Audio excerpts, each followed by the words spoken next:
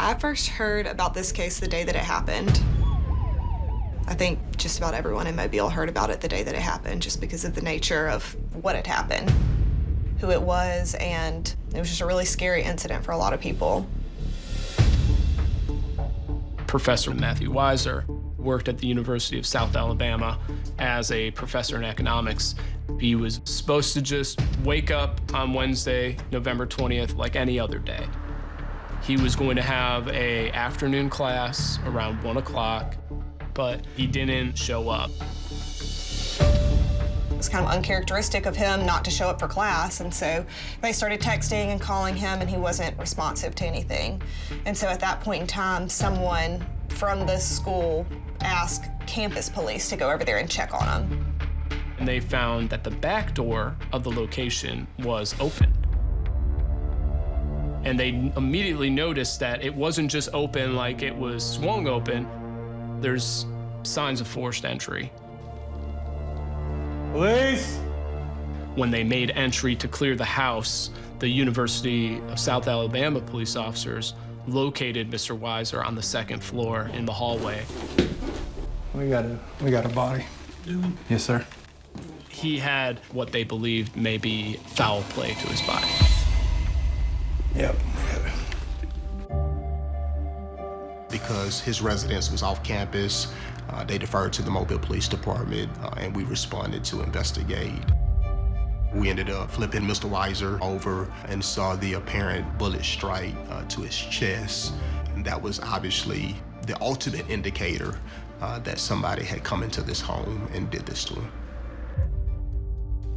When you're walking through a crime scene like this, you're looking for anything that may speak to the why. Okay, so why did this happen?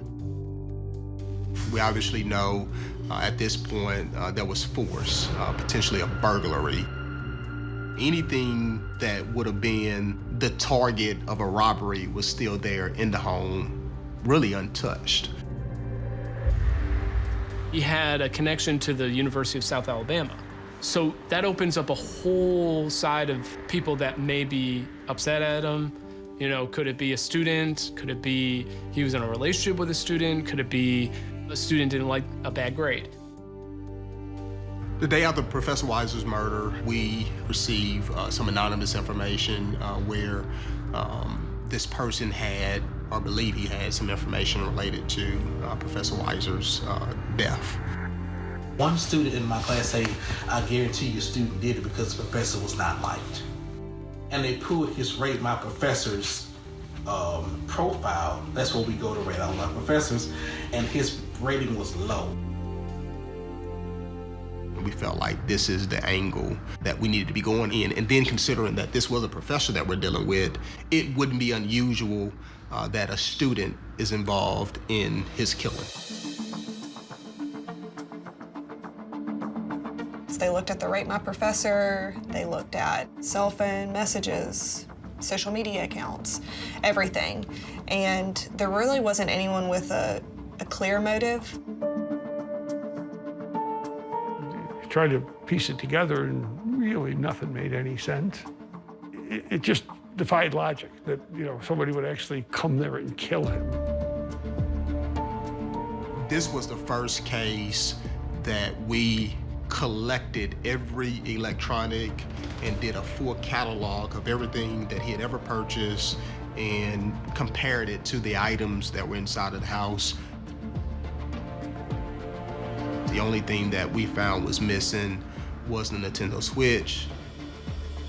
And so we were just like, okay, we'll take a shot in the dark. This Nintendo Switch is still missing. Let's try to figure out where it's at. I subpoenaed Nintendo. I remember getting the email, opening the email, and I remember audibly just like yelling in the office, the Switch was powered on after the murder. It was amazing. Weeks after Professor Weiser was murdered, this Nintendo Switch was connecting to an IP address. And it was associated with a residence that was at 900 Downtowner Boulevard, and it was associated with a woman by the name of Kenesha.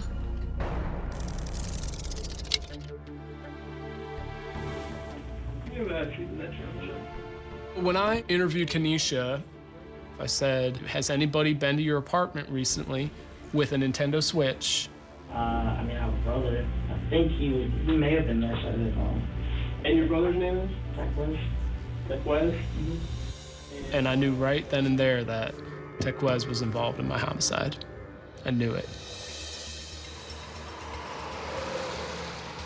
I was able to find that he recently purchased a 2009 white Honda Accord, and I was able to find that he purchased it locally at kind of like a small car dealership. I thought, you know, it's possible. It's not likely, but it's possible he could have a GPS on that car.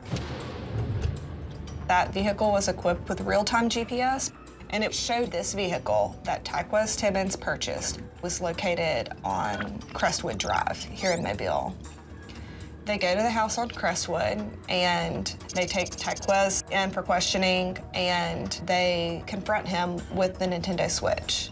Where'd you get it? Is it Circle K on Overlooking University? Mm-hmm. GPS does not show him at that Circle K when he said he got it. The GPS had put his car right across the street from the crime, right around that time when they know he was killed.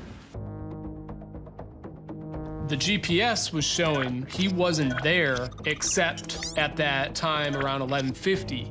So I started to have this theory in my head that he was probably just the driver in all of this. Tequez starts to realize, like, I've got myself in a situation, and without being cooperative with the police, he could potentially go down for murder. So what he decided to do is become a lot more transparent with the investigators about what had happened.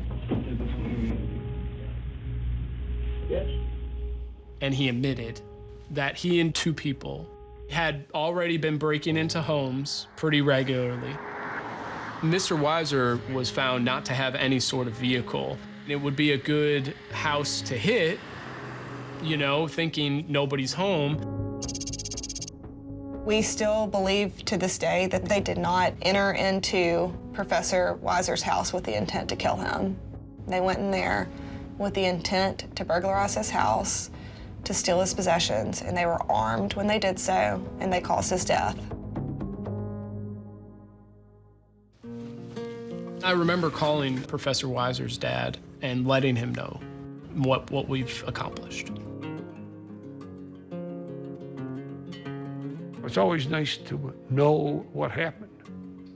You know, I understand obviously lots of murders never get solved, and I can understand when they talk about bringing closure. To some extent, this does.